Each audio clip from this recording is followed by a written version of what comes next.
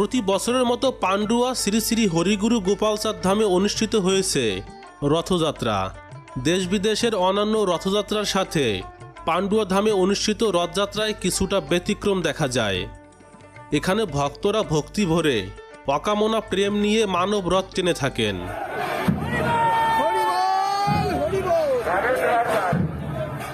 শান্তি হরিচাঁদের যুগল মস্তকে ধারণ করে রথে অধিষ্ঠান থাকেন শ্রীমৎ হরসিদ্ধ গোসাই। পান্ডুয়া শ্রী শ্রী হরিগুরু গোপালচাঁদ ধাম পশ্চিমবঙ্গের হুগলি জেলায় অবস্থিত। এই স্থানটি হুগলি জেলাসহ আশেপাশের লক্ষ মতুয়াদের মহামিলন স্থান বলা যায়। এই ধামের বর্তমান কর্ণধার হলেন শ্রী শ্রী হরিগুরু গোপালচাঁদের একনিষ্ঠ সেবক শ্রীমৎ হরসিদ্ধ গোসাই।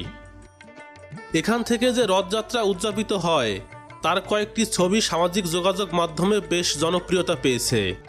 ছবিতে দেখা যায়